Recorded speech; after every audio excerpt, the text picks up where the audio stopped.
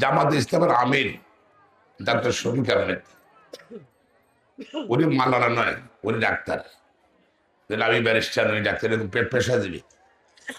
ওনার বক্তব্য সমগ্র মুসলমানদের মানে আঘাত করেছে। উনি ওনার ফেসবুকে বলেছেন যারা কর্মজীবী নারী তাদের সঙ্গে খারাপ কথা বলেছেন, এরা বেশিরভাগ পতিতা। তার এই কথাটা আমি মনে করি বাংলাদেশ সকল নারী সমাজের প্রতি অসম্মান। মানুষকে মানুষ চিন্তা করতে হবে, মানুষের সম্মান করতে হবে, সে নারী হোক পুরুষ হোক। তার এই অসম্মানের বক্তব্য আমি নিন্দা জানাচ্ছি। আমি আশা করি তার এই বক্তব্য প্রত্যাহার করবে, ওই জাতির কাছে ক্ষমা যাবে। উনি কি জানেন না মহানবী সাল্লাল্লাহু কথা? বিবি খাদিজা হযরতের প্রথম স্ত্রী, উনি ব্যবসা করতেন, উনি তো নারী, দুজন নারী, উনি কি কাকে ইঙ্গিত করলাম? এরা শুধু সামাজিক খারাপ কথা বলছেন, আমি মনে ধর্মের দিক দিয়েও খারাপ কথা বলছেন। এবং আমরা সবাই ইকুয়াল।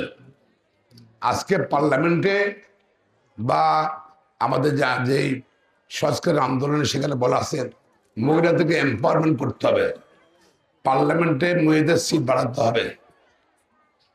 কিন্তু এই সময় তার এই বক্তব্য সমগ্র জাতিকে হতাশ করে দিয়েছে।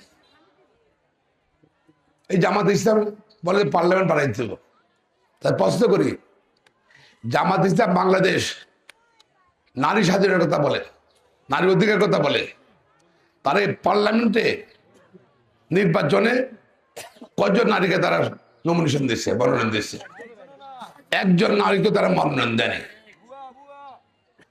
একজন নারীকে তারা মনোনয়ন দেয়নি। এটা কিন্তু নারীদের প্রতি অবহেলা সেটাই প্রমাণ করে। তারা নারীর স্বাধীনতায় বিশ্বাস করে না, নারীর সম্মানে বিশ্বাস করে না, এম্পাওয়ারমেন্টে বিশ্বাস করে না, সেটা প্রমাণ করে।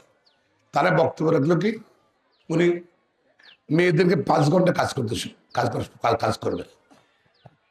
আরে ভাই, ছেলেরা পড়ালেখা করছে, এখন বোর্ড স্ট্যান্ড করে বেশিরভাগ মেয়েরা, নাকি মেডিকেল ইঞ্জিনিয়ারিং কি মেয়েরা পড়ালেখা করছে, স্ট্যান্ড করছে, ভালো রেজাল্ট করছে। এখন যদি ব্যাংকে চাকরি হলে একটা মেয়ের ছেলে 8 ঘন্টা কাজ করে, মেয়ে 5 ঘন্টা কাজ করবো, বেতন কি সমান হইব? সম্মান কি সমান হইব? তাহলে তো কোনো মহিলা ব্যাংকের ম্যানেজার হতে পারে না। ম্যানেজারের কাজ সাথে ফুল টাইম জব, নাকি? এখন 5 ঘন্টা কাজ করে চলে যেতে হবো। ম্যানেজার তো সব হিসাব নিকাশ শেষ করে এসে ক্লোজ করতে হয়, নাকি? হ্যাঁ, তাহলে নারীদের স্বাধীনতা, নারীদের এম্পাওয়ারমেন্টে যে টাইনে ধরে রাখতে চায় জামাত ইসলামী, সেটা প্রমাণিত হয়। প্রিয় ভাই বোনেরা, এই নির্বাচন অত্যন্ত কাঙ্ক্ষিত নির্বাচন। সমগ্র জাতি 70 বছর পরে আশা করছে যে তারা নির্ভয়ে ভোট দিতে পারবে। আশা করছে যে আগের দিন রাত্রেবেলা বা 2-3 দিন আগে থেকে কেউ ডিস্টার্ব করবে না। আশা করছে যে ভোট দিয়ে আসার পর কেউ তাদেরকে উত্ত্যক্ত করবে না, চ্যালেঞ্জ করবে না। এই নির্বাচনে 18 বছর বয়স হলে বাংলাদেশে ভোট হয়। অনেকের 35 বছর বয়স হয়ে গেছে, বেশিরভাগ মানুষের, তারা ভোট দিতে পারে না, তাদের জন্য প্রথম ভোট। এই নির্বাচনে আদায় করতে বিএনপি চেয়ারপারসন বেগম খালেদা জিয়া 17 বছর আন্দোলন করেছে, আপোষ করে নাই।